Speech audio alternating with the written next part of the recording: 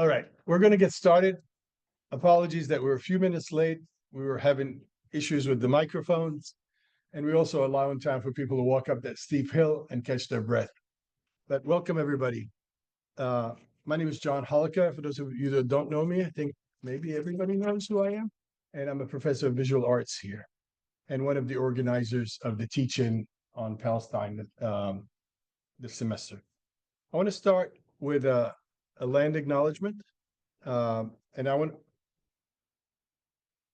to acknowledge that I stand as a grateful guest on the unceded land of the Kumeyaay Nation, and that wherever I live or visit on this continent, I humbly recognize that I'm a guest on the native land of sovereign nations. I also want to acknowledge that as an immigrant to this land, I'm the beneficiary of a long and cruel history of settler colonial violence, land theft, dehumanization, and genocide that continues to impact the native people of this continent. And as a Palestinian American who struggles against the colonization of his homeland, I'm deeply troubled by the irony of also being a settler on other people's native lands. And I seek the guidance and the wisdom of our indigenous sisters and brothers in being a caring steward of this land. So we're kind of in the middle of the spring 2025 teach-in on Palestine, and we started this teach-in we started preparing this teach-in in October 2023. We had our first event in November 2023, and we have since then presented, I believe if my counting is correct, because it's more than my 10 fingers, this is our 29th event of the teach-in. I want to give credit to the coalition. We started out as the Gaza at USD Coalition and expanded to include 6 campuses from 6 colleges and university from the region, and we have now become the SoCal Association, SoCal Educators for Palestine. Thank you. It hasn't sunk into my brains yet. I'm very grateful for everyone's effort. I mean, it's a coalition of 34 people at this point. We work well together at creatively developing programming that engage and inform our communities about this topic and about the reason that this conflict continues year after year and the violence remains without any end in sight. I also want to thank you guys for being here. And also to thank the University of San Diego for allowing both the physical and the intellectual space to hold this teaching. They have been consistently supportive in quiet ways, but they have been consistently supportive, and I'm very grateful for that support. We have a few more events coming up this semester. We've packed in April and the beginning of May. And I'm just going to very quickly go through the list of events. And if you're not on the mailing list for the teach-in, I'd be happy to add you on so you can receive my propaganda on a weekly basis, or at least twice a week. So today, the event today, which I'll talk about in a little bit, will be followed with an event on Thursday from 4 to 5 p.m. here at USD, an event called There's More Storytelling. And the theme of the storytelling event will be coalitions. And this is the second storytelling event. We had one last semester with students talking about their identity as Palestinians. And that's going to be 4 to 5 p.m. at the Humanities Center. Then on April 8th, from 6 to 8 p.m., there's going to be a panel discussion that will focus on the conditions of Palestinians living under occupation. The title of that panel is Confined, Divided, Isolated, Restricted Movement as a Tool of Control in the West Bank. And then on April the 15th, there's going to be a vigil demonstration here on this campus in solidarity with the detained and the deported. And we're also going to express our grave concern about the pressures, let's just call them, that are being imposed on universities across this country by this administration, and be silenced and erased. a very important event. All of them are important, but this one is especially important. On April 22nd, there's going to be a lecture by a trauma surgeon named Dr. Feroz Sidwa. And today, actually, is his last day of his tour in Gaza. He's on his second tour as a trauma surgeon in Gaza. And he'll be here with us on the 22nd to speak about his experiences in Gaza and to contextualize those experiences in light of the long occupation and destruction, repeated destruction of Gaza. So that's on the 22nd at 6 to 8 p.m. And then on the 28th, we have a reading and a conversation by Palestinian American poet Lina Tufaha, who just recently won the National Book Award for Poetry. And Lina will be reading from several of her poems and then having a conversation with Iman Ghanem afterwards. And that's on April 28th from 5:30 to 7 p.m. at the Humanities Center. After that, on May 1st, we're screening The Palestine Exception, a film about silencing or the attempt to silence the voices of pro-Palestinian activists. And that will be on May 1st in Manchester Auditorium. And I didn't write down the time, but I think it's 6 to 8 p.m. also. And then likely we will end the teach-in on May the 5th with a panel discussion called Love in Colonial Times, Key Terms in Contemporary Feminist Solidarity. And that will be on May the 5th in Mother Rosalie Hill Hall, which is that way. And Iman Ghanem is organizing that with Professor Marcel, whose last name I forget, my apologies. But I want to encourage you all to come. And I just want to start here by introducing, I'm not going to introduce all of tonight's event, but we have a very special guest and a very special moderator that are going to be speaking with us. And I'm so grateful that they're here. Dr. Ahlam Muhtasab is going to introduce the talk and introduce our guest, Omar Barghouti. And Ahlam is a professor of media studies at California State University, San Bernardino, and a senior data studies fellow at Princeton's Ida B. Wells Just Data Lab. And I will give the microphone to Ahlam, and I'll just remind you, if you're not on our mailing list, you want to get on it, leave your name with me. Thank you, Omar, and thank you, Ahlam. And thank you, guys, for being here.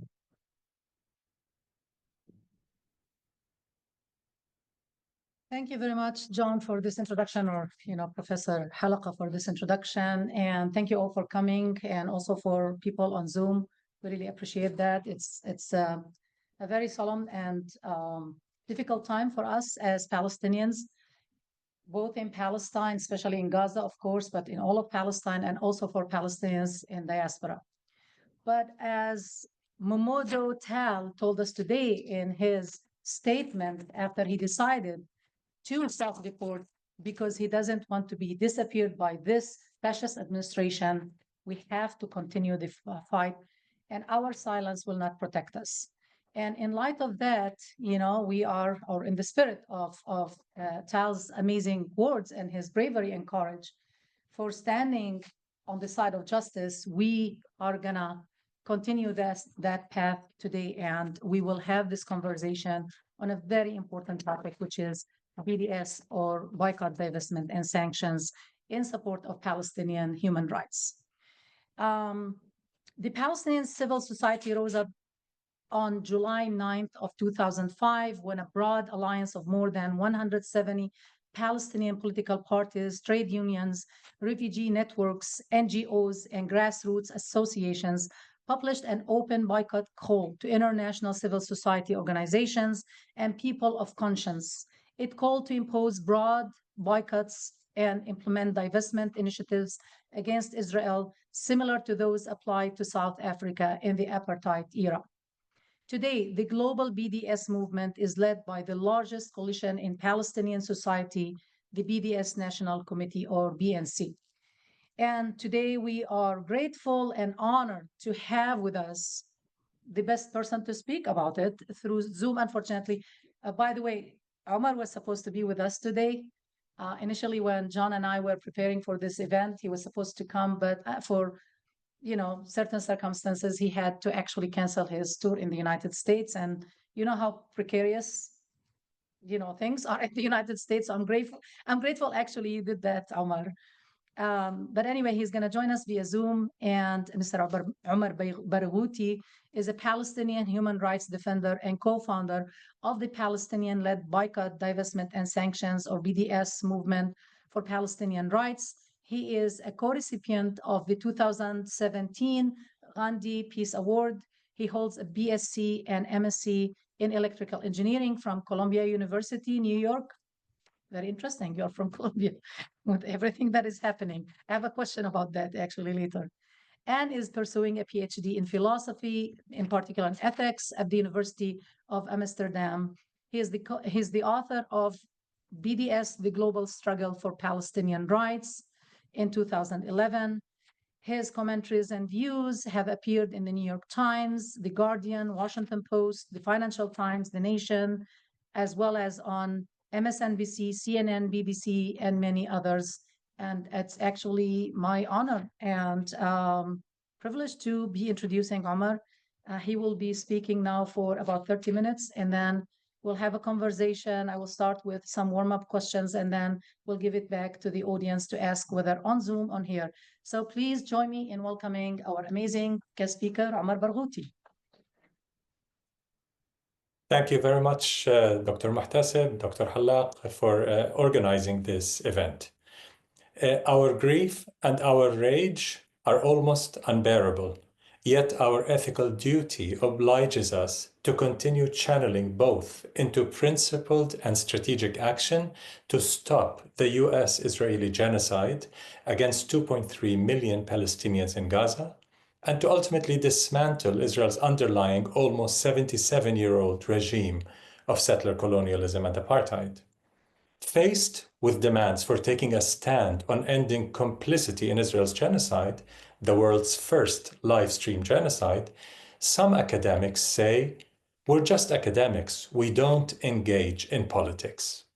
As I shall explain below, this refrain, this semblance of an excuse for apathy in the face of complicity in the crime of crimes, is not only premised on a false dichotomy between the political and the scholarly, but is also ethically untenable.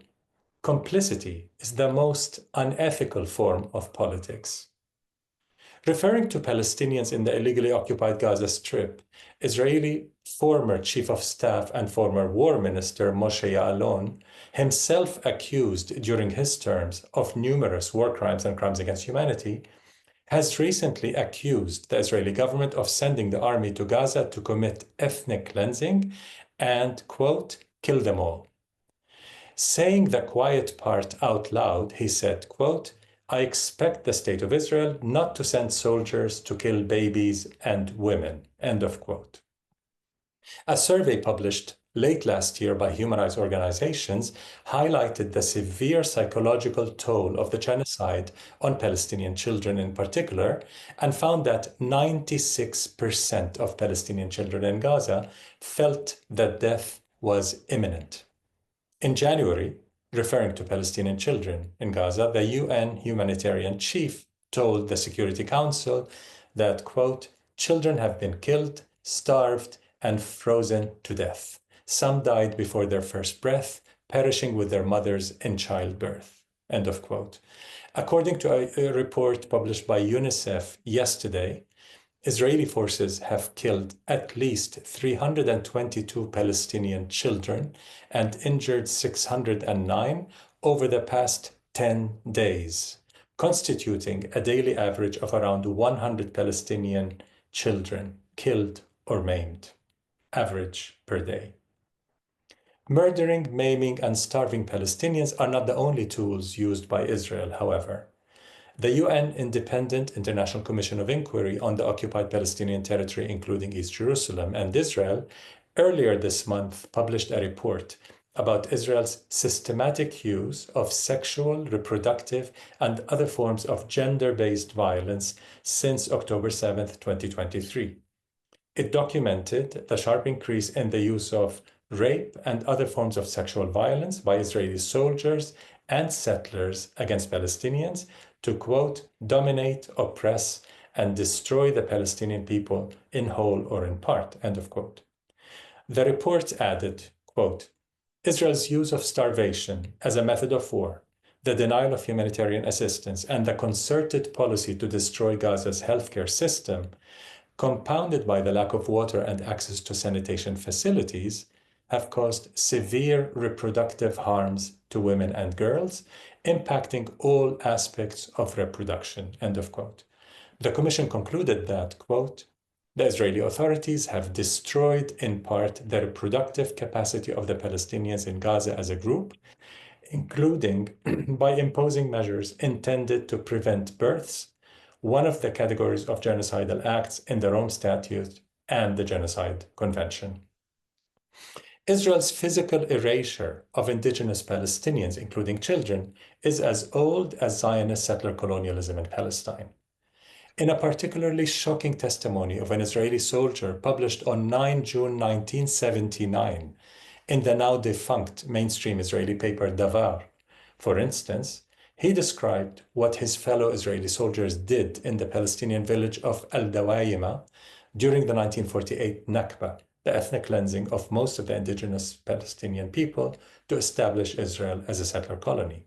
That soldier said, quote, to kill the children, they fractured their heads with sticks. The men and women of the villages were pushed into houses without food or water. Then the soldiers came to dynamite the houses. One commander ordered a soldier to bring 2 women into a house he was about to blow up. Another soldier prided himself upon having raped an Arab woman before shooting her to death. Another Arab woman with her newborn baby was made to clean the place for a couple of days, and then they shot her and the baby. Educated and well-mannered commanders, he said, who were considered good guys, became base murderers. And this, not in the storm of battle, but as a method of expulsion and extermination. The fewer the Arabs who remain, the better. End of quote. Fast forward to 2008, when an Israeli Labor Party leader threatened Palestinians with a bigger Holocaust if resistance groups did not stop their armed retaliation to Israel's siege and violent attacks on Gaza. A day after Israel's latest pre-dawn massacre on March 18th in Gaza that killed in a few hours over 400 Palestinians, including 130 children, mostly while sleeping, War Minister Yisrael Katz directly addressed all Palestinian survivors of the genocide, saying, Gaza residents, this is a final warning. He issued an ultimatum to accept the so-called Trump plan for ethnic cleansing or face, quote, total destruction and ruin. But what gives Israel, a relatively small settler colony, this total impunity, as even the UN Secretary General has described it? One of the most important factors behind this impunity may be explained by Israel's obsessive use of the term iron in naming its military operations and military systems against Palestinians. The current brutal aggression in the West Bank, for example, is termed Iron Wall, which refers to the title of a booklet published in 1923 by a Zionist leader then, Ze'ev Jabotinsky. In it, Jabotinsky honestly wrote, quote, Zionist colonization must either stop or else proceed regardless of the native population, which means that it can proceed and develop only under the protection of a power that is independent of the native population, behind an iron wall, which the native population cannot breach, end of quote. Jabotinsky's iron wall, a pillar of the Zionist settler colonial project in Palestine, has always included brute colonization of the land and a simultaneous attempted colonization of the minds of indigenous Palestinians with dread and despair, which would in turn facilitate stripping us not only of our cultural identity, but also of our human attributes as well. Here's where epistemicide becomes a lethal weapon in the genocidal arsenal of colonizers. epistemicide entails not just the erasure and or appropriation of a people's knowledge system, but also the simultaneous obstruction of knowledge about this people and its struggle against oppression. The latter part is often missing in analyses of the more visible forms of Western complicity in Israel's genocide and underlying system of oppression, such as arming, funding, shielding Israel from accountability to international law, and so on. The pervasive and perverse complicity of the colonial West, led by the US, and the genealogy of Israel's depiction and treatment of Palestinians in Gaza as human animals can be traced to the centuries-old history of European and Euro-American dehumanization and colonial subjugation, even extermination, of non-European nations, especially in Turtle Island. The Western hegemonic establishment, including governments, corporations, universities, the mainstream media, etc., is not only actively enabling Israel's genocide. In parallel, it is also desperately and harshly trying to silence all advocacy of Palestinian rights, to deprive us of our collective agency, of our ability to articulate, to resist, and to stop the genocide. Israel's ontological and epistemic erasure of Palestinians, as in similar settler colonial contexts, is inextricably interwoven and symbiotic with the initially gradual but now accelerated physical elimination to which Israel has subjected Palestinians since the 1948 Nakba. Epistemic erasure always makes physical elimination more acceptable and less contestable, as oppressors cannot be blamed for eliminating something that did not really exist in the first place, or whose mere existence did not constitute sufficient human subjectivity. This form of epistemicide is an indispensable part of genocide. In this context, the new McCarthyism we're witnessing in the West, most brutally in the US and Germany, which is partly premised on a deep-seated anti-Palestinian racism, not to mention a history of colonialism, must be seen as a very important part of Israel's ongoing epistemicide. In August 2024, for example, the Hollywood publication Variety published a letter authored by over 65 Palestinian filmmakers criticizing the Western-dominated film industry for decades of erasure, racism, and censorship, and for propagating a stereotypical, dehumanizing image of Palestinians as worthless, disposable beings. This entrenched image, the letter argued, has enabled, quote, the whitewashing and or justification of the crimes perpetrated for decades against Palestinians, including the genocide. A haunting example of this dehumanization was recently revealed in testimonies by Israeli soldiers in the Israeli daily Haaretz. As first exposed in August 2024, the Israeli occupation forces in Gaza during this genocide have extensively kidnapped random Palestinians of all ages, forcing them to act as human shields, sending them into buildings and tunnels to set off any booby traps that may exist. The official Israeli name for this is, quote, the Mosquito Protocol. 2 days ago, an Israeli soldier uncovered in Haaretz as well that this protocol has been in use, quote, long before there was a shortage of dogs from the IDF's K9 unit that were used for this purpose, end of quote.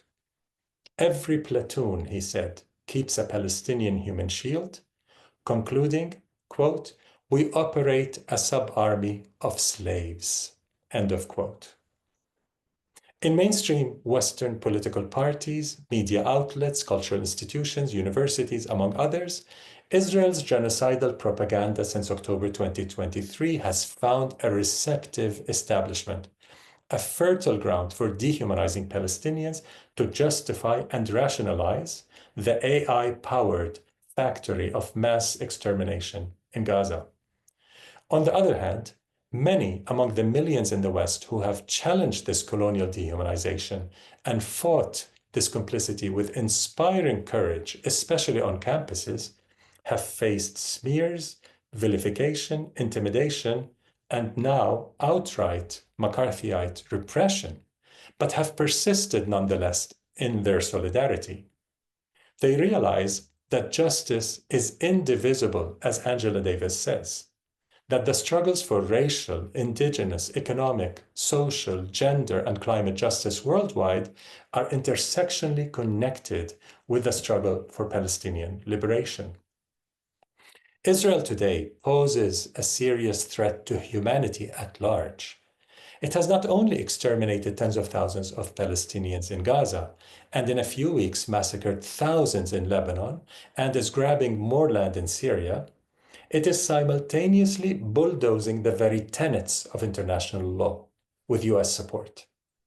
As early as October 2023, days into Israel's genocidal attack in Gaza, Colombian President Gustavo Petro warned of, quote, the unprecedented rise of fascism and therefore to the death of democracy and freedom. He added, Gaza is just the first experiment in considering us all disposable, end of quote. Much of the global South today sees Israel not only as a rogue state, but also as playing a leading role with US and European support in ushering in a might makes right era unseen in decades. Trumpism is only the most naked manifestation of this era. Israel's regime of oppression is a model for much of the world's authoritarian rulers. It is a partner of fascist parties in the West, all of which are anti-Semitic to the core, and it's a partner of far-right regimes globally. It sells its military security technologies and colonial doctrines as battle-tested. From the export of its weaponized spyware technologies, as well as its disinformation and election rigging services as a diplomacy tool, Israel has for many years been a culprit in not just illegal surveillance and influence in the West, but also war crimes perpetrated by dictators worldwide. Another factor animating the solidarity movement, despite the massive repression, is the realization that the most profound ethical obligation, especially in times of extreme oppression, is to do no harm and to stop and repair harm done in your name. Palestinians are not begging the world for charity. We're calling for meaningful solidarity. But before both, we are demanding an end to complicity, to do no harm. Ending complicity in grave human rights violations is a matter of duty, not discretion. As the struggle that abolished apartheid in South Africa has shown, ending state, corporate, and institutional complicity in Israel's system of colonial oppression, especially through the non-violent tactics of BDS, is the most effective form of solidarity. In the words of Craig Mukhaybar, a former senior UN human rights official, the recent ICJ, International Court of Justice ruling about Israel's illegal occupation makes BDS, quote, not only a moral imperative and constitutional and human right, but also an international legal obligation, end of quote. So what's BDS in a nutshell? Launched in 2005, the nonviolent BDS movement is led by the largest coalition in Palestinian civil society. It's inspired by the South African anti-apartheid struggle and the US civil rights movement. And it is rooted in a century of Palestinian popular resistance. It aims at ending Israel's regime of occupation and apartheid and upholding the right of Palestinian refugees to return and receive reparations. Anchored in the Universal Declaration of Human Rights, the BDS movement categorically opposes all forms of racism, including anti-Palestinian racism, Islamophobia, and anti-Semitism. BDS targets complicity, not identity.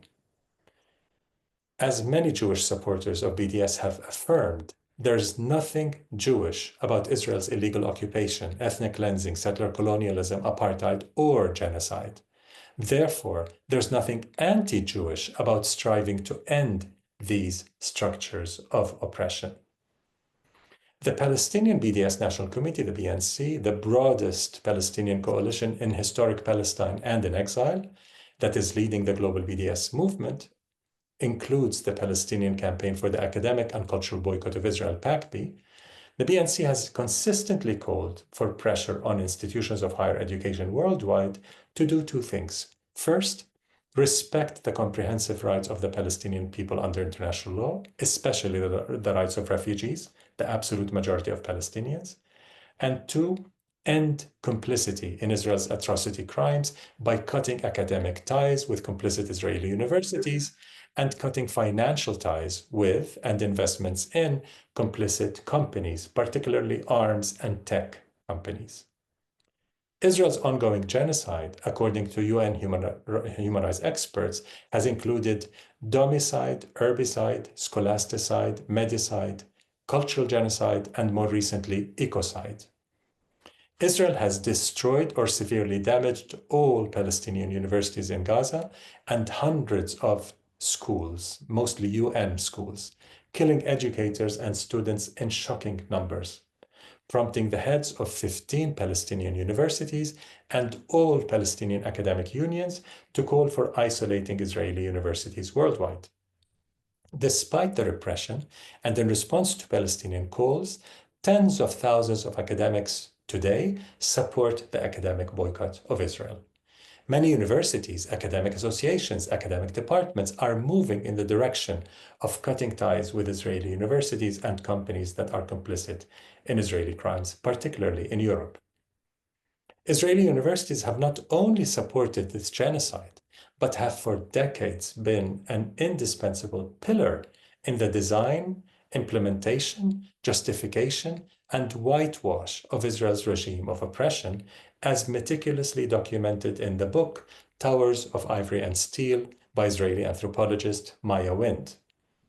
Well beyond suppression of Palestinian academic freedom, Israeli universities have for decades systematically provided Israel's military intelligence establishment with critical research, from weapons engineering to demographic engineering, from psychology to philosophy, and almost all disciplines in between. Some universities, like Hebrew University, have also themselves built illegal colonial facilities and dormitories in the occupied Palestinian territory. Technion is practically a research adjunct of Israel's military industry and a key enabler of Israel's crimes against Palestinians. Another glaring example is Tel Aviv University's Institute for National Security Studies. It takes credit for the development of the so-called Dahiya doctrine, or doctrine of disproportionate force, that is adopted by the Israeli army and which calls for, quote, the destruction of the national civilian infrastructure and intense suffering among the civilian population, end of quote, as a means of defeating an otherwise impossible to defeat non-statal resistance. What we're seeing in Gaza, and to a lesser extent in the West Bank and Lebanon, manifests the Dahiya doctrine at work.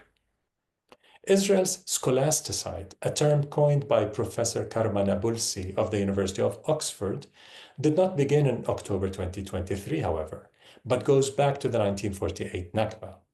An Israeli researcher's dissertation, for instance, reveals that during and immediately after the Nakba, tens of thousands of books stolen from Palestinian homes, schools, and libraries in Jerusalem, Jaffa, Haifa, and elsewhere were plundered and many of them destroyed by Zionist militias and later the Israeli army. Some of them still sit in the libraries of Israeli universities.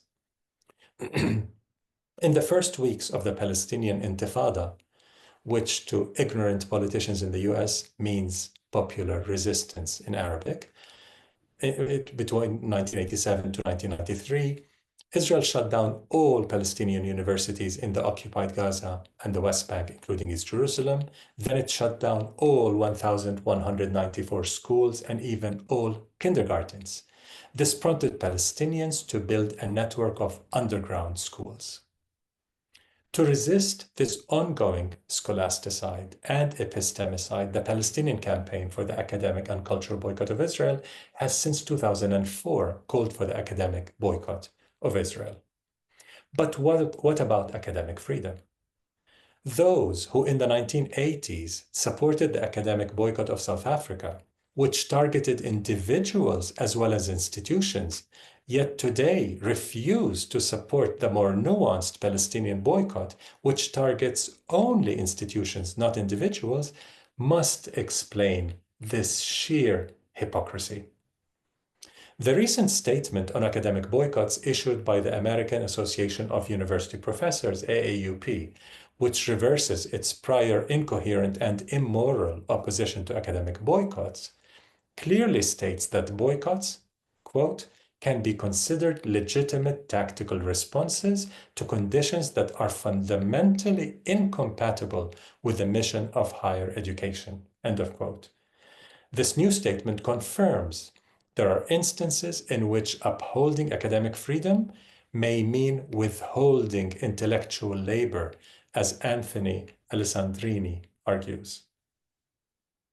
Already in 2013, Joan W. Scott wrote in the AAUP's Journal of Academic Freedom, quote, "It is because we believe so strongly in principles of academic freedom that a strategic boycott of the state that so abuses it makes sense right now." Again, this was 2013. Academic boycotts aside, fighting epistemicide is also crucial. As part of that, one must fight racism and dehumanization in all their forms by, among others, rejecting the unethical colonial timeline of violence, which sets the clock to when resistance to oppression begins, rather than with the initiation of oppression, the root cause of violence, as Brazilian philosopher Paulo Freire posits. The struggle also entails challenging repression collectively with broad tent intersectional coalitions and centering representative Palestinian voices, thus bypassing the dehumanization and disinformation lens of most mainstream media outlets. While PACB calls for an immediate end to academic ties with complicit Israeli universities, it also calls for the adoption of what we call a policy on ethical academic ties, or PEAT, that excludes relations with universities implicated in grave human rights violations and atrocity crimes anywhere in the world. BDS also calls for adopting ethical procurement policies and ethical investment policies that exclude companies implicated in grave human rights violations anywhere. These guidelines can then be applied to preclude companies specifically involved in Israel's gross human rights violations. Finally, BDS calls for supporting legal and human rights groups' initiatives for investigating and prosecuting Israelis and others who have been involved in international crimes against Palestinians. To conclude, with rising authoritarianism and fascism, some complain about genocide fatigue and losing hope. Palestinians facing and resisting genocide in Gaza in particular, however, do not have the luxury of genocide fatigue. Also, as British Pakistani writer Nadeem Aslan says, quote, "Despair has to be earned. I personally have not done all I can to change things. I haven't yet earned the right to despair," end of quote. For a century, Palestinians have been resisting oppression without ever giving up. We continue to insist on our full menu of rights, as Archbishop Desmond Tutu calls it, as stipulated in international law. We strive to thrive in our homeland in freedom, justice, equality, and unmitigated dignity. Do not fall into complacency until you end US complicity in Israel's crimes. Do not give up hope. You have not earned it yet. Don't settle for being just academics. Aspire instead to be just academics, scholars and humans who uphold in an ethically consistent manner the value of justice for all, freedom for all, and equality for all, without exceptions. Thank you.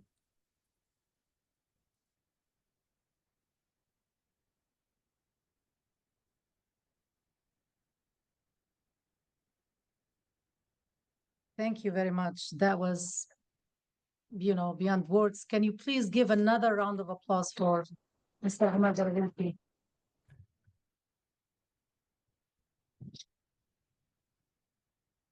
I just have to admit that it makes it very hard for me to follow this eloquent and highly intellectual presentation, but I will do my best definitely. And I will start, as I said, we're going to do 2 to 3 warm-up questions, and then we are going to open it to the audience, both on Zoom and here in the room. And Professor Halaqa is going to help me with that. I just want to thank you first for mentioning the long history of practicing boycott and civil disobedience, like the 1936 strike, the first Intifada or uprising, and many other episodes. And also, thank you for mentioning sacrifice during the first Intifada, because personally, I had to suffer from that. I was just a teenager when the Intifada started, the first Intifada started. And the reason I ended up in the humanities is because actually Israel closed down all universities, even kindergartens, even schools, colleges for 3 years, as Omar said.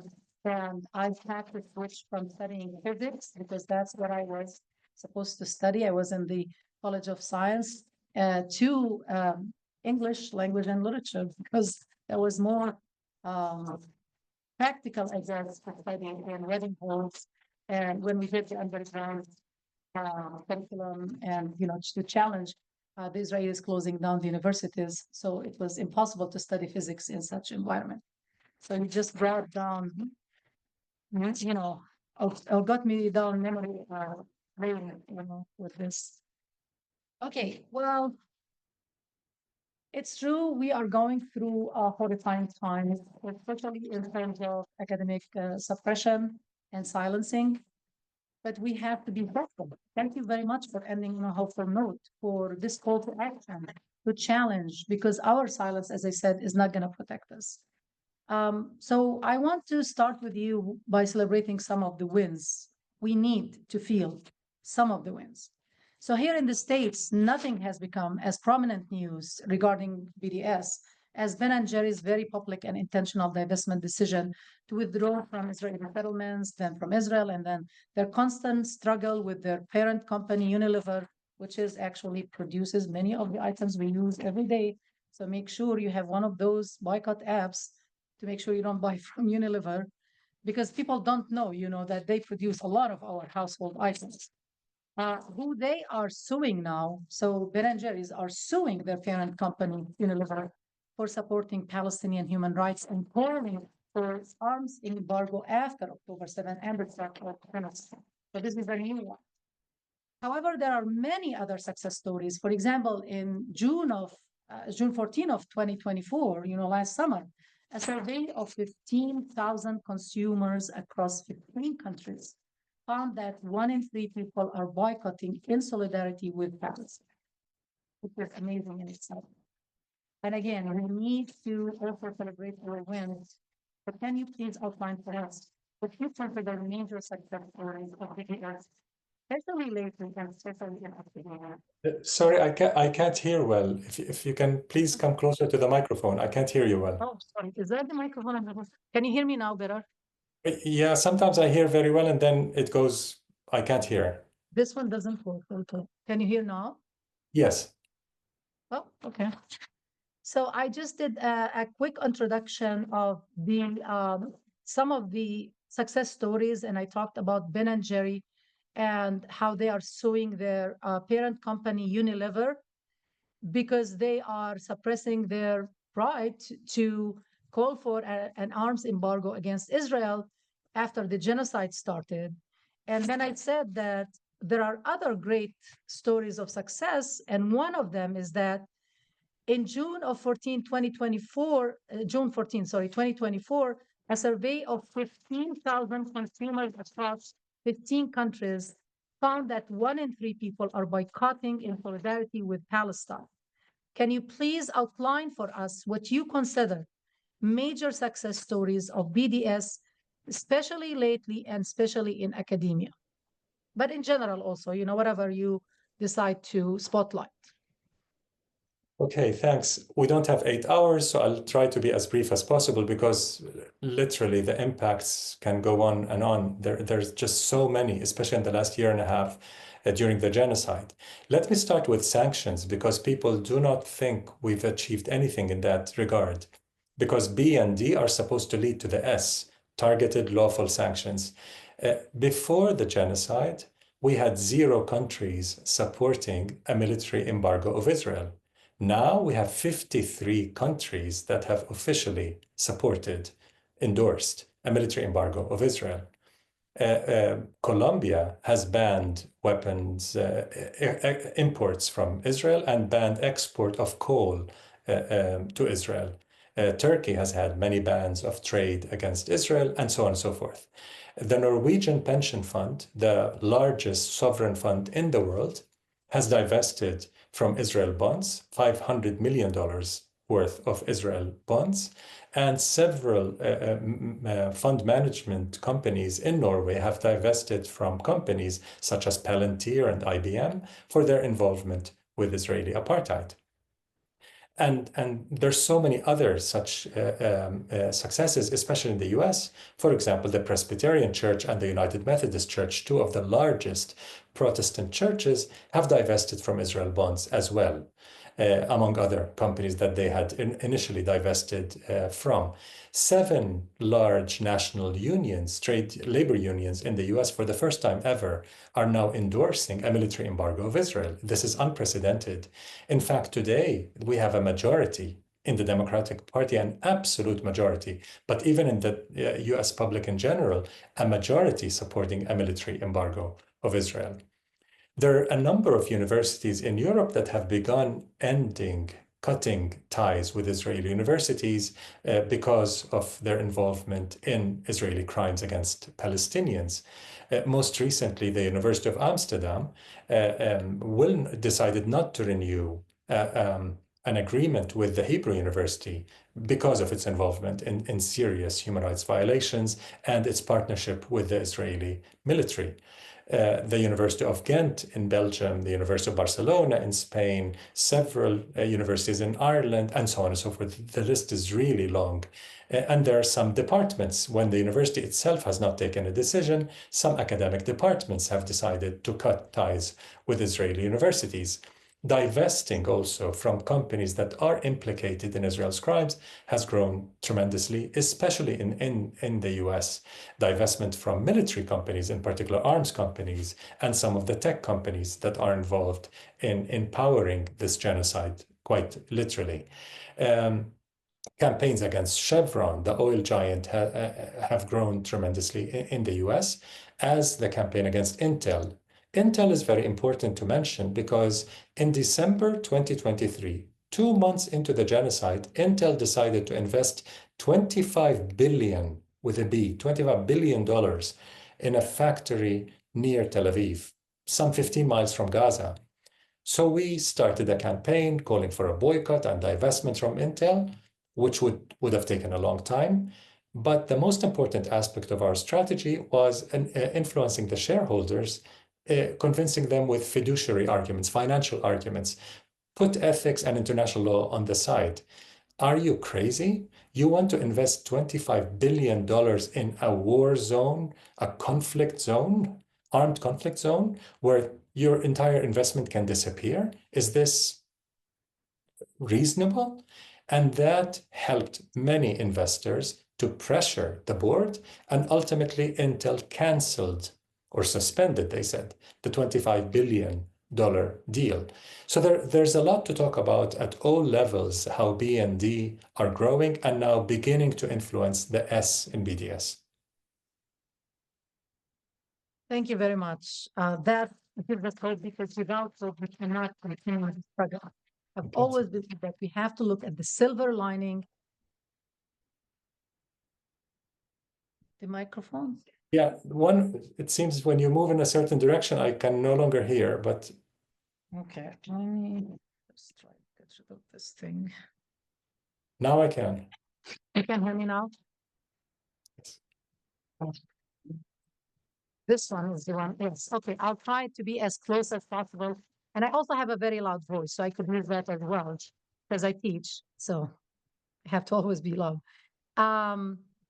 So thank you very much for giving us hope that we can change things, because if we don't have hope that we can change, we will stop working and struggling.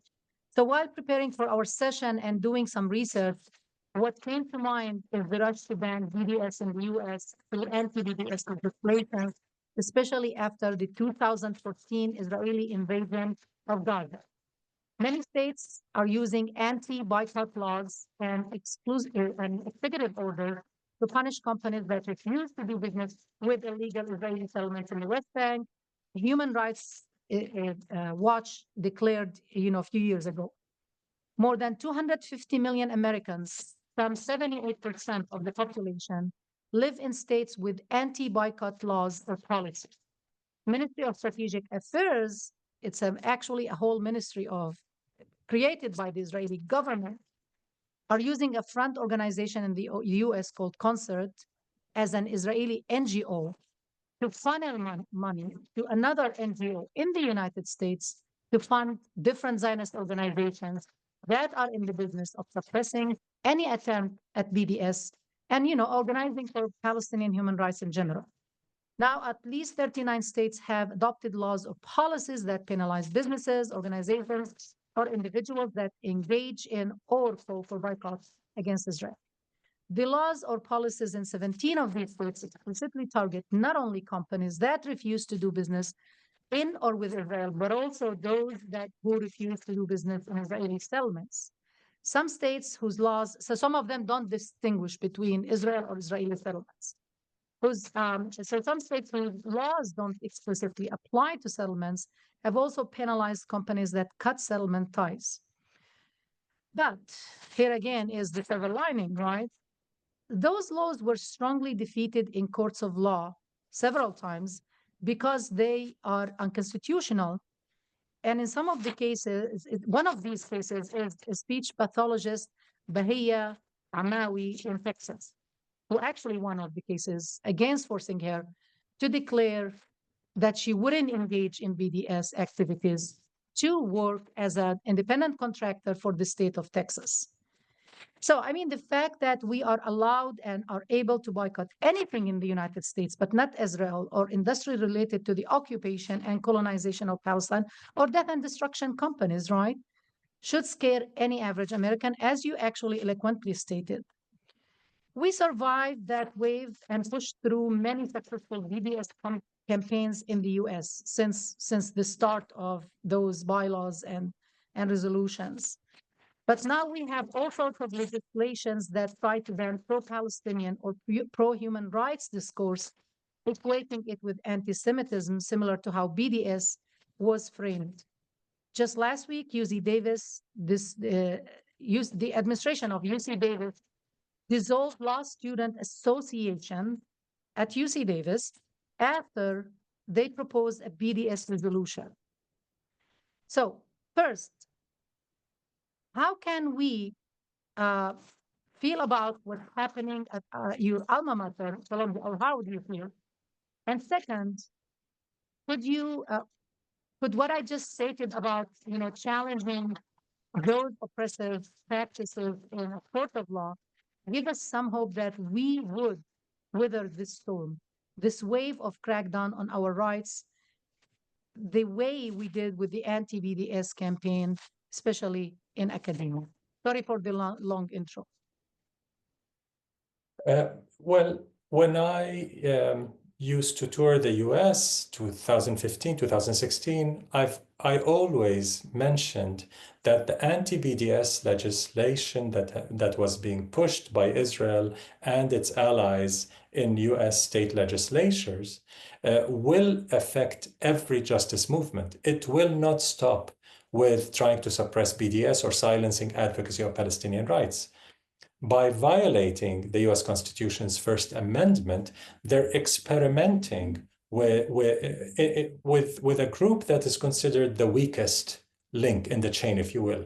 If you attack the Palestine Solidarity Movement, it's much easier than attacking the women's movements, the Black justice movements, the indigenous, and so on and so forth. But if they get away with it against us, then who's next. No one will be safe. No justice movement will be safe. I've been saying that for 10 years. And now many movements believe and are seeing that anti-BDS legislation was used as a template to deny women their reproductive health rights, to deny Black voters their voting rights, to deny climate justice activists their right to demonstrate and to protest and so on and so forth. So repression, as we've learned from McCarthyism and many other experiences, never stops with the declared target. The declared target is only the beginning to whet their appetite, and then they continue to the next and next and next.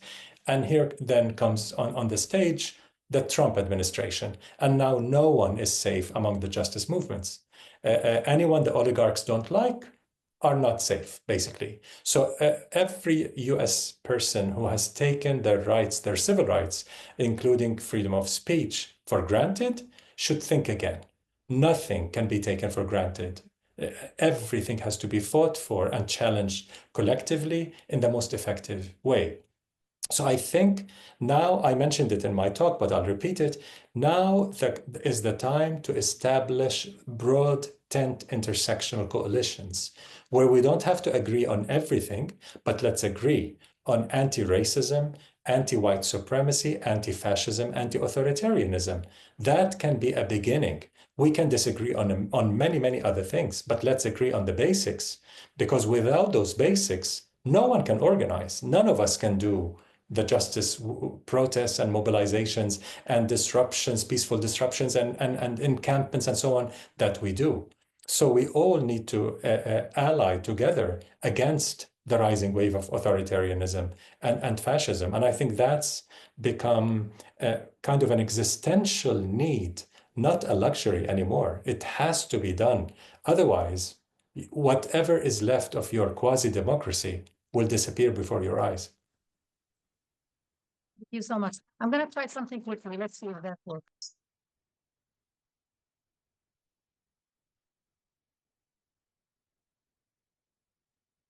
Okay. It's going to create echo. Just a second.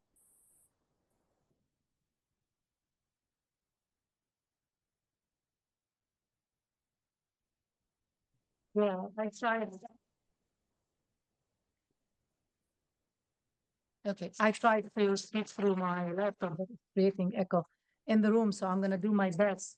Sorry, we are having those with the mic. So I have a few more questions, but I'm going to ask one last before I open it for the audience, because I have to ask about the military-industrial complex. Intersectional justice, like the Deadly Exchange campaign, had also some success when it comes to, again, the industries of death and destruction and genocide. For example, I'm really having trouble. I can't, I mean, many of the words come out muffled. I can't understand them. It seems to be one microphone works and the other, I can't guess. Sometimes the words are very clear and sometimes I really cannot understand. Can we have a text to help us? See if we can get this even. And this one doesn't go all the way in. Driving me nuts because I could. Can you get as close as you can here? Okay, can you hear me now?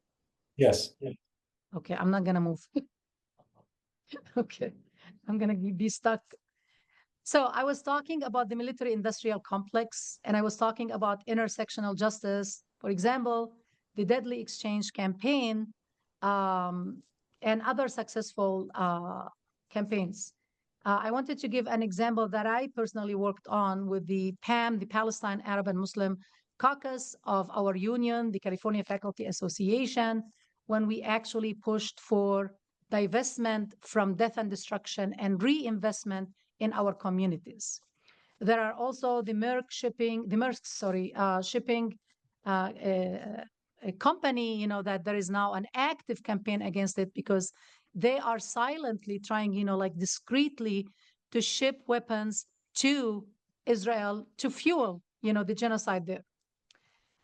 So this is a very important aspect of this discourse on BDS, especially in academia, because we are in a constant need of investment in our academic, institutions. For example, the CSU, the Cal State University System where I work, they're facing one of the worst financial crises in history. And so why are we sending all that money again to kill people while we can reinvestment here? I want to just mention that Sheer Herver, I'm sure you know him because he works actually with you guys, a political economist coordinating the boycott, divestment, sanctions movement worldwide for military embargo campaign, gave us some hope actually lately, which is very interesting that it came actually out of his analysis of the Trump administration and what they are doing. But he said that because BDS is a global, intersectional, and potential for a large tent campaign has never been better or stronger than it is now. The ICJ, the International Court of Justice, on July 19, ruled that the occupation is illegal and states are obligated to impose a military embargo to make sure that their weapons are not used to advance occupation. This was adopted by the UN General Assembly on September 18th, of last year, with more than 2/3 majority. He added, the one thing that I haven't said yet, and I need to say this, is that in this moment when the Trump presidency seems so dark and dangerous for all of us, especially for people in the United States, resistance to Trump is unifying us. And because BDS is global and intersectional, the potential for a large tent campaign has never been better or stronger than it is now. So let us use that to our advantage. Could you address this a little bit, the issue? I know you did address some of that, sorry, I went back. I know you actually addressed some of those points, but the emphasis on the military industrial complex when it comes to BDS, if you can address that and its importance at this moment. Yes, of course, I agree with my colleague Sheer in his analysis. The key point is that, as you said, this money that the US is spending on extra militarization, securitization of society, including massive financial support for Israel, for arming Israel, for supporting its genocide and underlying apartheid, all those monies come at the expense of education, healthcare, sustainable jobs, the climate, and so on and so forth. And every person in the US will feel it and are feeling it. It's an absolute scandal that public schools in the US have been shutting down.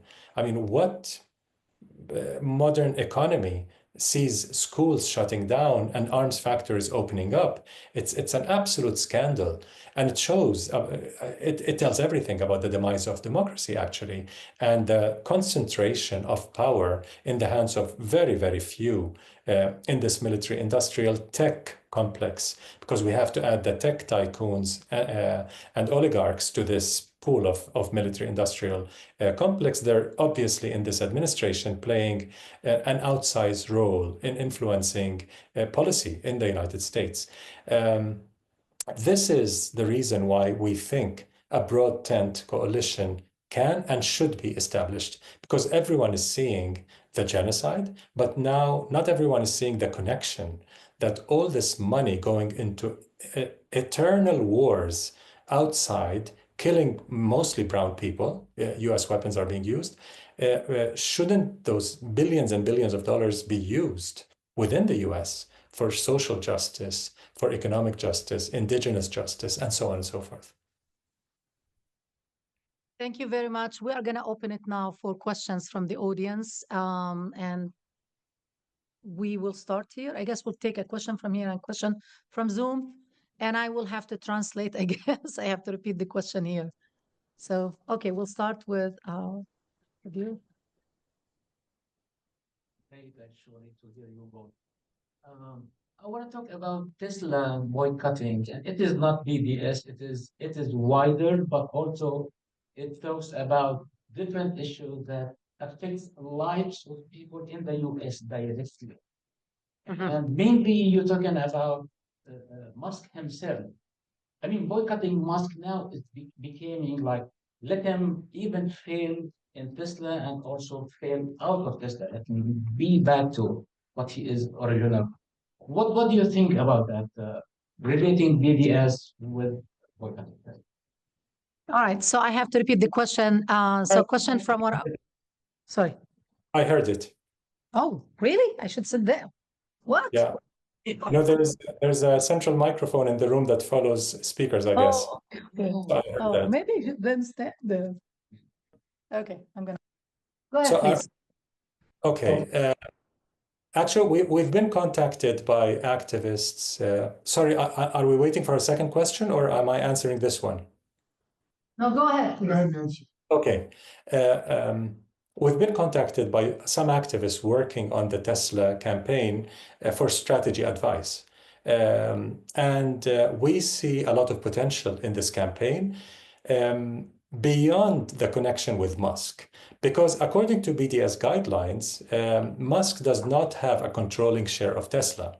So by BDS standards, we would not have boycotted a company just because of the CEO being involved in so many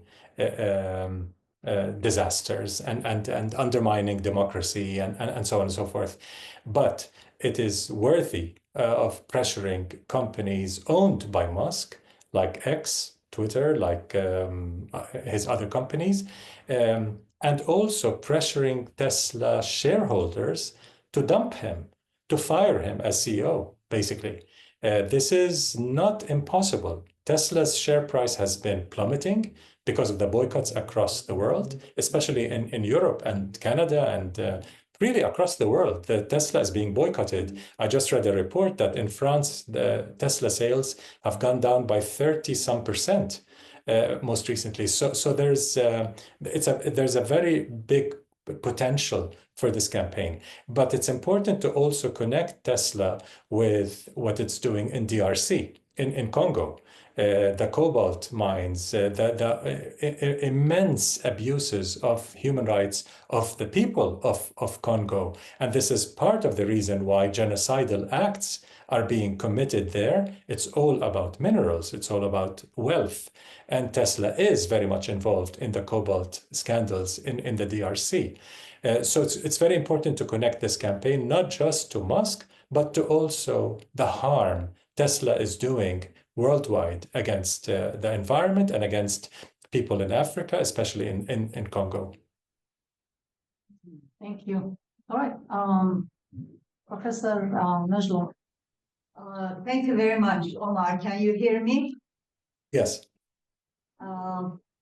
Great presentation, learned a lot. Now, my question is very specific as it relates particularly to universities.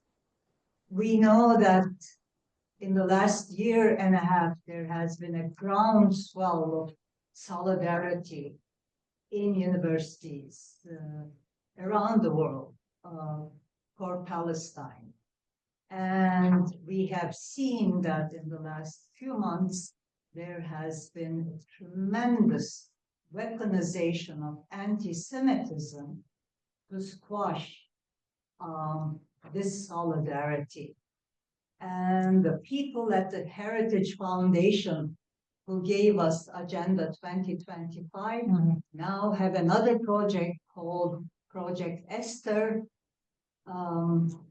to spread this anti-Semitism weapon. So my question is, how is it affecting BDS, and what should be our strategies in order to move the solidarity movement forward? Yes, thanks for this.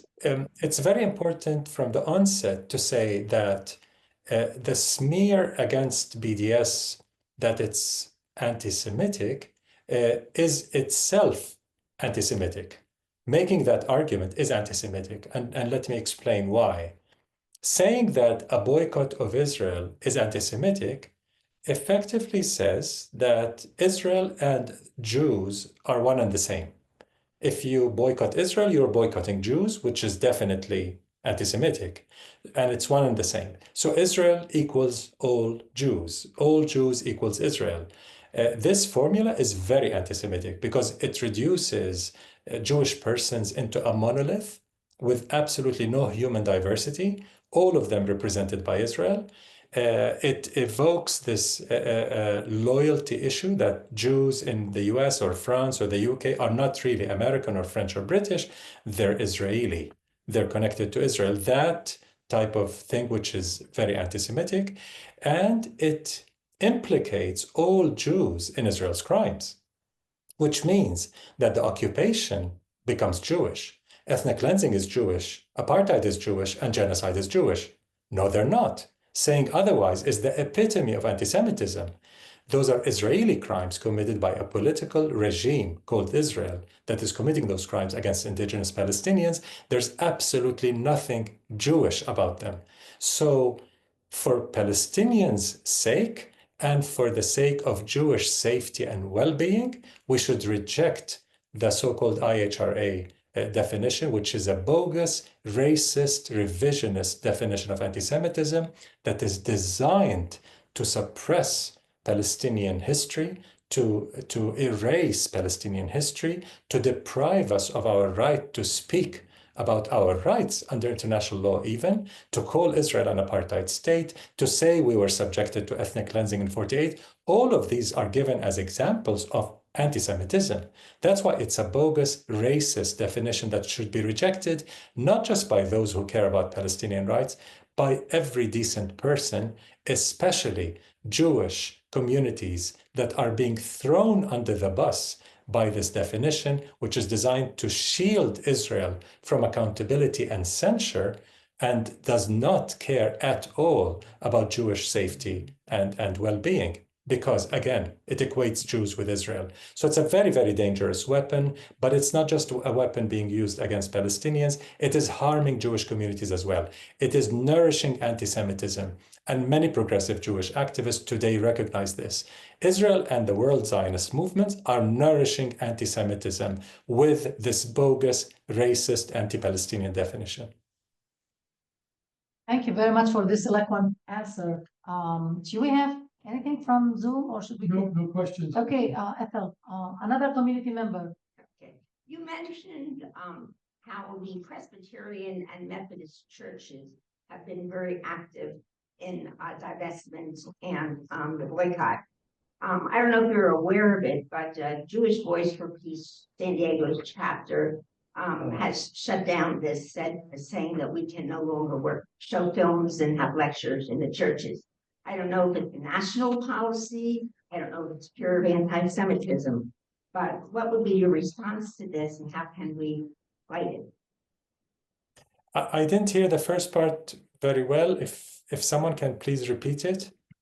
She talked about some of the churches, engaging in boycott practices, including the Methodist Church and other churches. But she said that Jewish Voice for Peace San Diego decided not to engage with that. And she's not sure why, maybe because out of fear of anti-Semitism, but she wants a response to that. Actually, Jewish Voice for Peace has been quite supportive of BDS initiatives for many, many years. They're one of the most important partners of the BDS movement in the US. We're not aware of anything in San Diego in particular, Ethel, but JVP has played a very important role in all BDS successes with churches. I mentioned the Presbyterians, the United Methodist Church, as well as the United Church of Christ, and the Unitarian Universalists, and many, many others.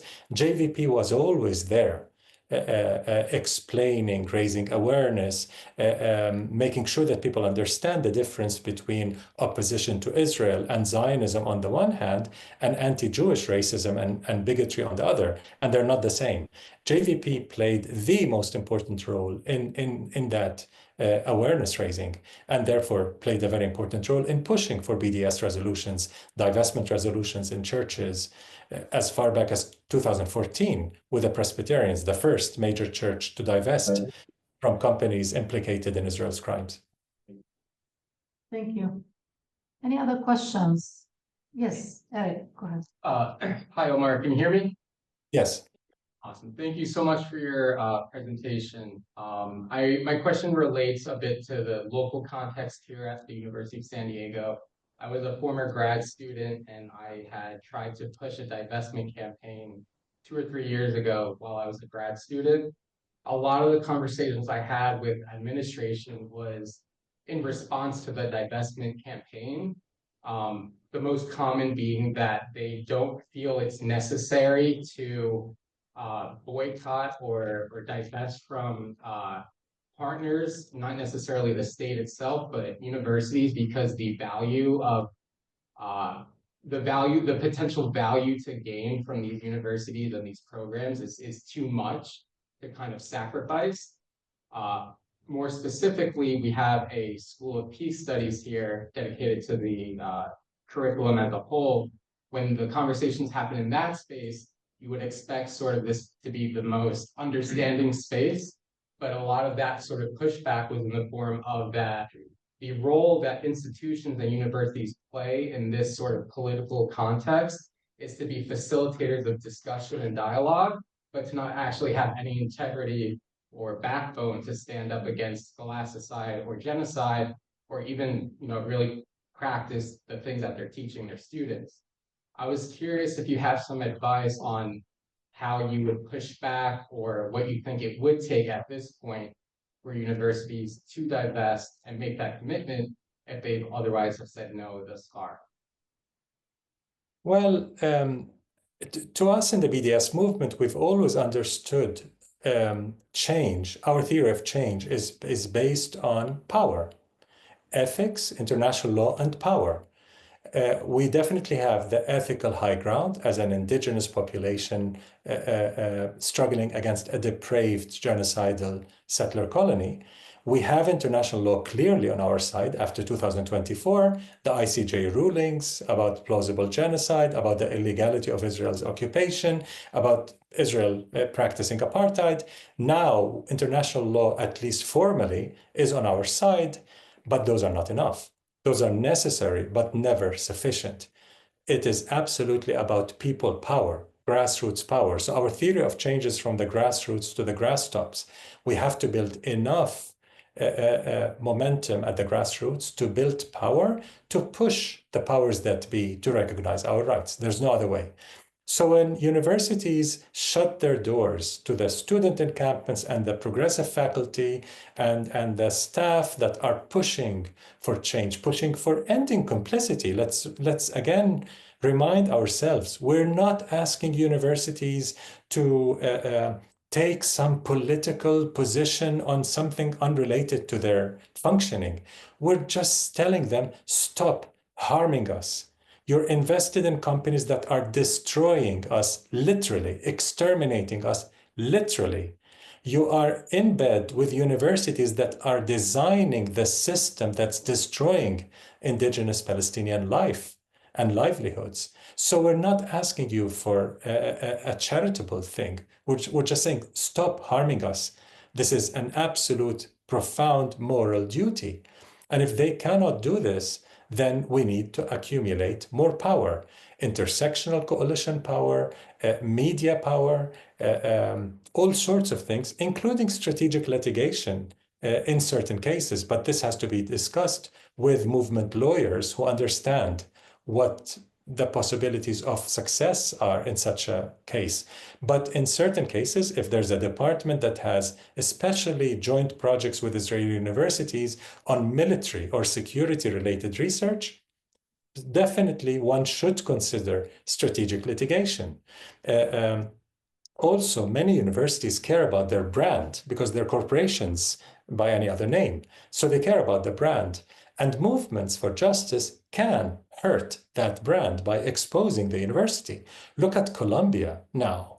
It used to rank one of the top universities in the world. I doubt it will rank anywhere close to the top in the upcoming reviews, because now its reputation is it's a police academy, it's a police university that is in bed with the worst, most authoritarian, McCarthyite law enforcement agencies, violating constitutional rights of its students, violating the very premise of a university, the very raison d'etre of a university. We should expose that. Now, as to the value issue, the departments that are saying, oh, the value of our joint projects with Israel are too large to sacrifice, I'm not sure what value they're talking about, scientific value, research value, or money value, what exactly they're talking about. Because Israel has this propaganda that projects its universities as, leading worldwide in certain areas, when the reality is far from it. Even with the Western-dominated ranking systems, US and British rankings of universities, there's no Israeli university in the top 100. In the last 5 years, no Israeli university ranks anywhere near the top 100 universities. So what exactly are they talking about? This is propaganda, but even if they were top 1 or 5 or 10 universities in the world, how does that justify complicity in war crimes, crimes against humanity, and genocide? Do we forget so fast how advanced German universities were? They were the top of the world in academia, in medical research, in philosophy, in physics, in chemistry, in music, in every aspect. Germany was on top of the world in the 1930s. Does that exonerate German universities from their complicity in what became one of the absolute worst crimes of the century? Absolutely not. Science never trumps ethics. Science is never above ethics. We have to evaluate everything based on, is it good for humanity or not? Everything else is politics.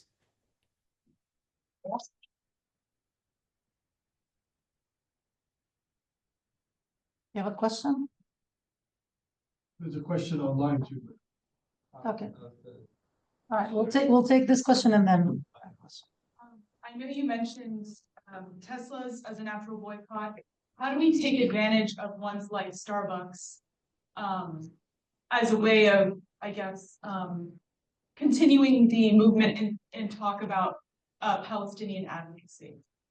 Did you hear the question, Omar, or do you want me to repeat it? If you can repeat it, the first part wasn't clear about Starbucks, but I didn't hear exactly the details. Well, the first part was just that we talked about Tesla and the case of Tesla, but how can we do something similar around Starbucks to talk about BDS? I guess what you mean is because Starbucks is being boycotted by other entities, not only over Palestine, right? Well, I mean more so, do you mind just talking more about natural boycotts and how we either facilitate them or help them evolve, I guess? Natural boycotts? Do you mean other Organic, boycotts? you mean? Organic grassroots boycotts, you mean? Yeah, other types, and how can we connect them Okay. to yes, and can I add one? I'm gonna use my privilege here. Because this is connected. I have a similar question. Inspiring campaigns that came out of BDS, like the No Tech for Apartheid, has been amazing. But the question is, how can we deal with companies that are very hard to boycott, like Google, Amazon, etc.? So I just wanted to add that. Sure. Well, yeah, thanks for this, Ahlam, because this is a very important part of the BDS movement, the tech companies. I mentioned them several times. They're extremely important. They're powering the genocide, knowingly powering the genocide. They're using the genocide as a lab, as an experiment to test their AI technologies against us. The extermination of tens of thousands of Palestinians, including so many children, is to them an experiment to advance AI weaponization. And that's why we consider AI and cloud services a dual use issue. It can be a weapon. It's used as a weapon. So it should not be dealt with as just technology. It's a weapon technology, a military technology, and has to be designated as dual use items. But I'll get back to the tech issue, but on Starbucks very quickly, Starbucks has never been a target for the BDS movement, in fact. For the simple reason, Starbucks does not have any business in Israel to begin with. Now, the BDS movement has supported the trade unions, the labor unions of Starbucks, because the company was suing them because of their support for Palestine in the beginning of the genocide. So we came out publicly, including in traditional media, to support the union against the company. But we've never called for a boycott of Starbucks because what would we call for a boycott to achieve what? Starbucks is far less complicit than 1,000 other companies, like the tech companies Ahlam mentioned. Far, far, far, a million times more important than Starbucks, as far as we're concerned. But I personally boycott Starbucks because the CEO used to have extremely militaristic, even fascist positions, the former CEO, against Palestinians. He used to support the Israeli military, which, according to BDS criteria, is not sufficient to boycott a company just because its CEO is doing horrible things. It's not. We have very clear criteria on why to boycott. But personally, I've always boycotted Starbucks. Plus, it's terrible coffee anyway. I mean, why would anyone? I have no idea why people drink it anyway, but that's personal choice. So I think boycotting Starbucks is perfectly legitimate for many reasons. It's harm to the environment, it's harm to its workers, it's harm to trade unions. There's so many reasons to boycott Starbucks. Why not? So I think that's something that's good. Regarding tech companies, and you're absolutely right, Ahlam. Google, how do you boycott Google? I mean, this is a question that we've been struggling with for over a year and a half now. What can we do against this company that is knowingly involved in Israel's genocide, as is Amazon and Palantir and Microsoft and Oracle and Cisco? They're all involved, but especially Amazon, Google, Palantir, and Microsoft are the biggest perpetrators of this genocide in terms of AI, cloud services to Israel, and so on. BDS is not just about boycott. It's also about pressure, divestment being one form of pressure, but it's also about exclusion from contracts. It's about looking for ways which part of a company is more vulnerable and attack it in that vulnerability. For example, let's keep Google on the side because it's the absolute most difficult, because it has monopoly status in many of the things it does. But Google can also be excluded from certain contracts for cloud services, for universities, hospitals, city councils, institutions that are looking for cloud service, they may exclude Google. The problem is the alternatives are not much better. That is the problem. So we take a lesser evil approach, which means that, for example, the BDS movement has called for boycotting Coca-Cola, just as an example, and McDonald's. Plus Burger King, plus Pizza Hut, and others. But for the cola, we called for boycotting Coca-Cola. So people are saying, oh, so Pepsi is okay. No, it's not. It's complicit as well, but far less complicit. It's the lesser evil. And we say, you don't need cola in your life. I mean, it's bad for your health anyway. Boycott both, Coke and Pepsi. But our target, our priority is Coke, because it's very clearly complicit in Israel's illegal occupation and apartheid. So going to the tech companies, Amazon, if you live in any urban space in the US, you don't need to order anything from Amazon. I've tested this with many family members, relatives, friends in the US. I told them, you consider Amazon as indispensable, but really, is it? You Americans have become so pampered, so used to the easy life in certain ways. I mean, seriously, why can't you just go and buy your stuff at the supermarket or in stores and benefit the local economy? Why do you order from this horrible company that is treating its workers so terribly, that is destroying so much in the world, including Palestinian lives? Why use this company? Unless you live in the middle of nowhere where no other company delivers except Amazon, fine. Then you have no choice. And the moral principle is that you have a duty to boycott, to make a choice when you have a choice. When you don't have a choice, you don't have a moral duty to boycott that company because you depend on it for essentials, basically. So this is the key. With Amazon, it can be boycotted. It's not impossible. With Google, it can be excluded from certain contracts. So can Amazon be excluded from contracts. Palantir has a very large project with the British Universal Healthcare System, and we have health workers for Palestine working against this contract with Palantir, again, denying it from contract. So and of course, pushing city councils, churches, trade unions to divest from those horrible companies. So there are many tools in the toolbox of BDS. It's not just boycott. Can I add something? In terms of Amazon, that's an excellent point. Thank you so much for pointing the issue of convenience. People, yes, got so used to ordering from Amazon that they think there are no alternatives. But I can give you, I did a lot of research. So some of the things you could do, and I've argued with people, you can actually maybe research Amazon, pick the thing you want, and then go buy it from the seller themselves. You know, you benefit the manufacturer, the seller themselves to buy it from them directly. And sometimes, believe it or not, it's way cheaper to order directly. This is one way actually of resisting. But as you said, you know, we have to support our local economy and our small businesses. So that's another reason.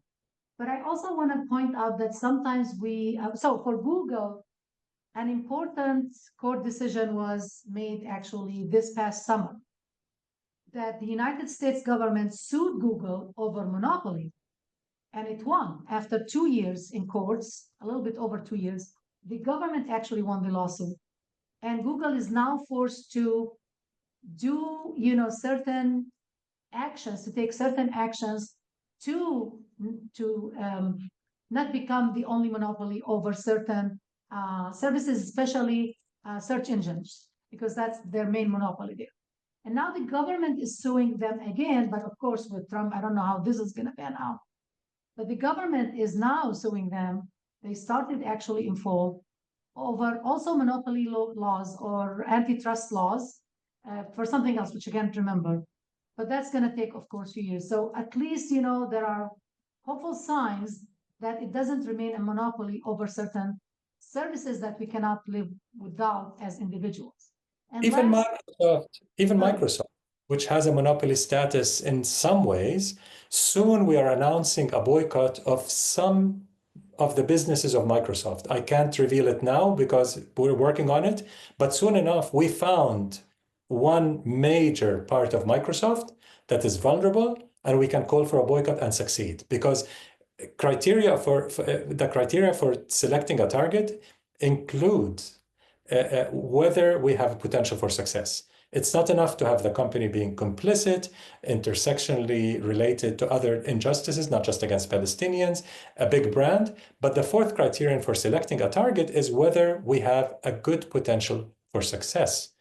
And Microsoft used to be impossible to target. How can you boycott Microsoft? Finally, with help from Microsoft workers in support of Palestine, we found a vulnerability that we will soon announce.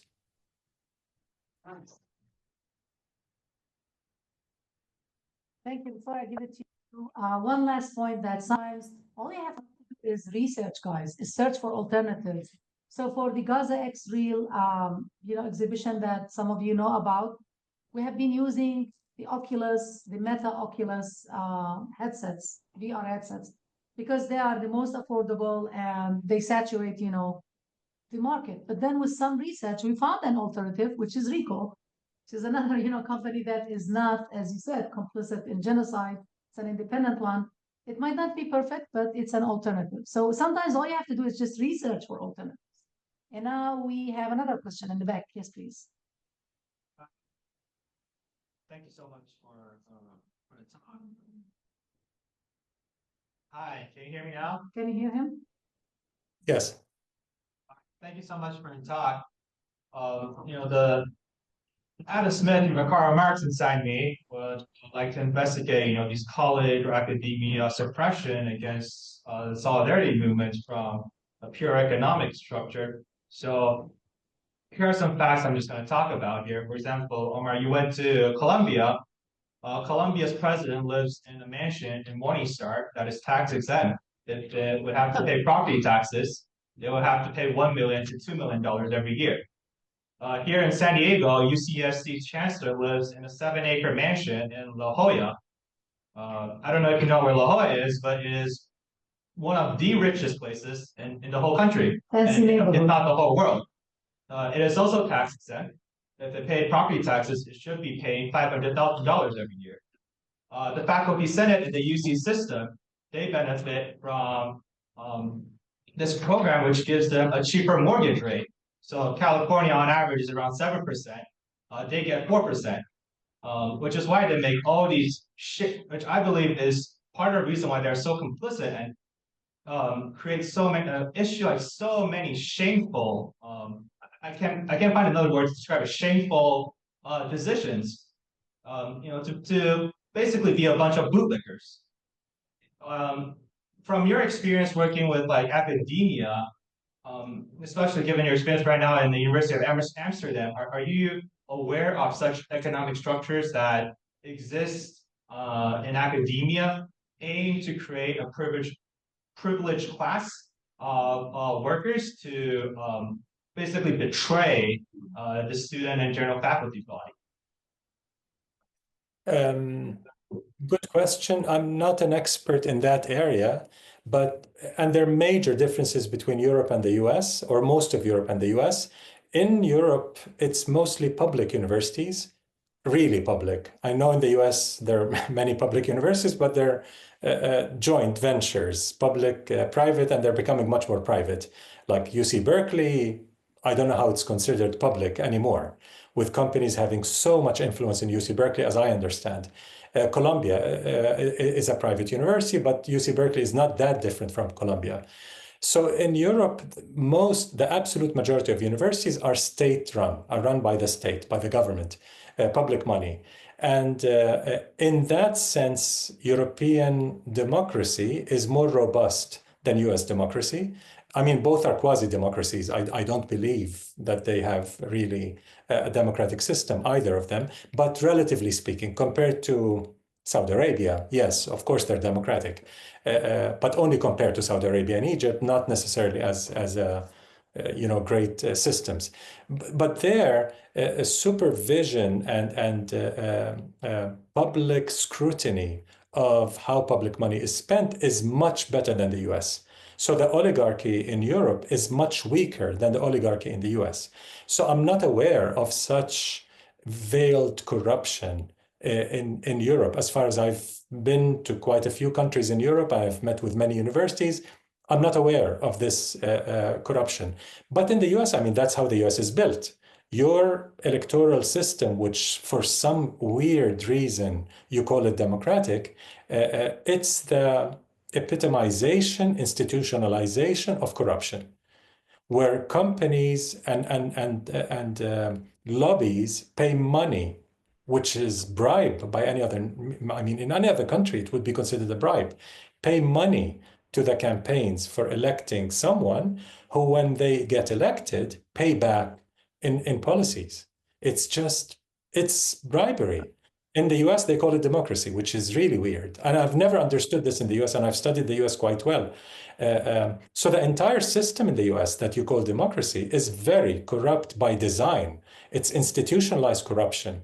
In any other country that calls itself democratic, this would not pass. Such bribery, such open bribery will end you up in jail as a public official. But in the US, you get elected and you become a leader. Thank you so much. I have few questions in the Zoom, if you don't mind. But I wanted to, well, actually, maybe I should read them because we're running out of time. And then I will come back to the people in the room. Okay, so we have two questions from Isabel K. I'm gonna read them. And I know some of the questions you might not have answer for, so feel free to say, I don't have an answer. So she's saying, do you know anything about JewBelong.org? They have put a billboard up in San Diego saying, remember when college was for losing your virginity, not your mind. I've never heard of them. I don't know if you've ever heard of them. I'm not sure what the question is here, but the second question is probably actually a more important one. We have also had a concerted effort in San Diego to host IDF, I rather call them IOF, or Israeli soldiers, members and leaders as guest lecturers and department staff.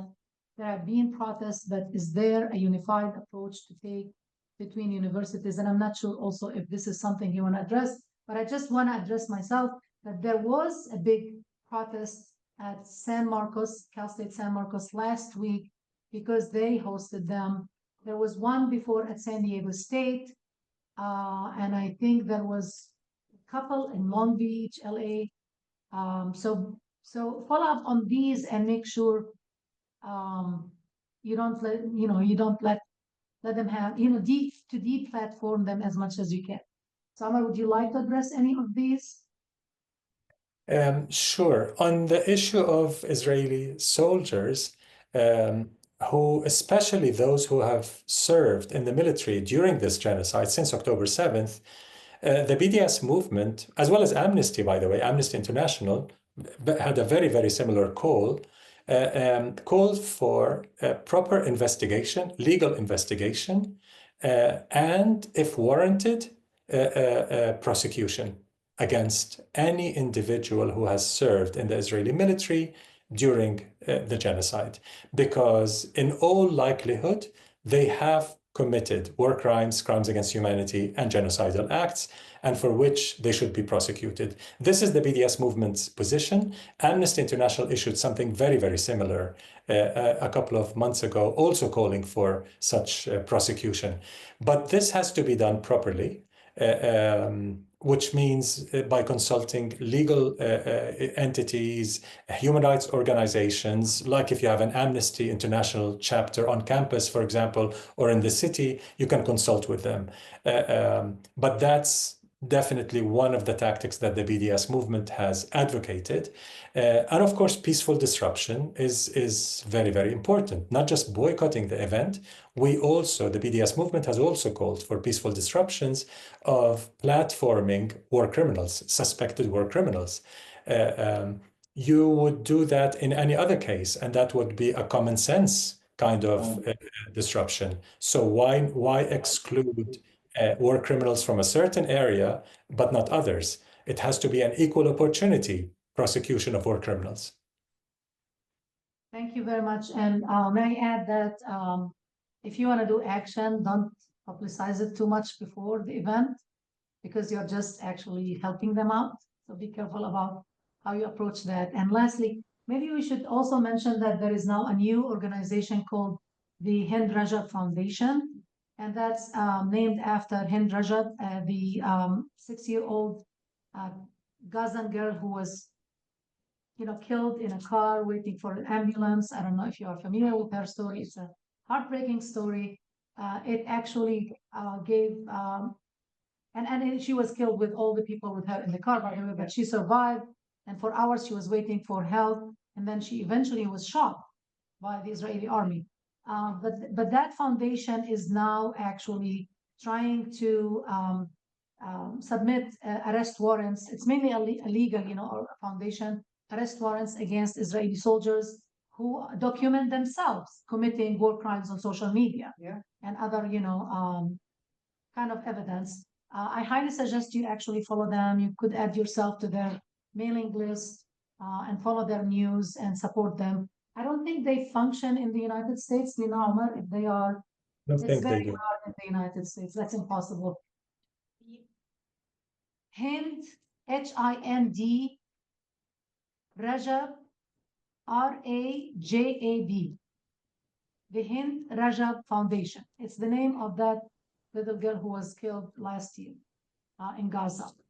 All right, I have, a couple more questions, and then we are going to move to the audience here. We're going to get class here, so we should keep that in mind. All right. Nathan, I think this was responded to, so I'm going to move to David Vidmar. How to keep up-to-date things that are coming out, like your boycott of Microsoft. That question, how to keep up to date on things that are coming out, like your boycott of Microsoft. I guess you Well, have check yes. the BDS movement's social media and website. We will have a page on Microsoft on the website, bdsmovement.net, and our social media, all platforms. You'll hear about it for sure. And it's Microsoft, so it's become news. And then Patrick Hartley, how do you appeal to people's humanity to boycott products like Chevron with so much seeming apathy and indifference, and laziness of American public who value comfort over ethics? Actually, I'm glad you've asked this. Yes, many in the US public value convenience, and as I said, but many people have kind of an inherent sense of justice. When you talk to them about what Chevron is doing to Palestinians, to indigenous people in Latin America, to the environment, and you convince them, many people have joined our Chevron Week of Action, for example. We did a Boycott Chevron Week of Action, and it was very, very successful. American Friends Service Committee was part of that. Several groups from Latin America, from many other countries, climate justice groups from Australia and the Bay Area and many, many other places in the UK and elsewhere were part of that Week of Action. Greta Thunberg, Naomi Klein recorded videos supporting the campaign, and it really went viral. So I think many people, you can reach many people with an ethical principle and explain to them why it's so important to make a choice that is a better choice. So you can say, well, if I want to go to a gas station, I mean, I'm helping to destroy the environment anyway, regardless what the gas station is. Yes, but here's where the lesser evil principle applies. I can't, if I have a car and I have no other choice. I mean, unfortunately, in the US, you have horrible public transportation in most of the US, unlike in most of Europe, where they have very good public transportation and people don't need cars for a lot of things. In a city like Amsterdam, you can live your entire life without a car. You don't need a car. You have perfect transportation. But in the US, I understand. I lived in the US for 11 years. In most places, without a car, you cannot live. Or you'll pay all your salary over transportation, which is extremely inconvenient. So people use cars. But the lesser evil principle is I can't boycott gas stations, but I'm going to pick the lesser evil gas station. Chevron is the most evil. So pick one that is slightly less evil, less destructive of communities, of people, and the planet. All right, let's take maybe one more question. Students are lining up outside in our class starts at So we can't take any more questions. Should we end? If it's a very brief one and a very. Is there anyone who wants to ask a question? Okay, well, thank you so much. I guess. Thank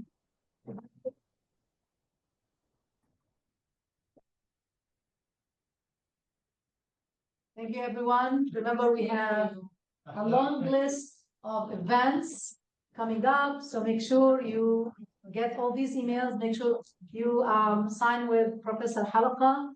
I'm going to end the Zoom also. Thank you so much, Omar Barghouti, joining us from Palestine, from Palestine. Thanks. Thank Thank you. Amazing. Shukran. Thank you.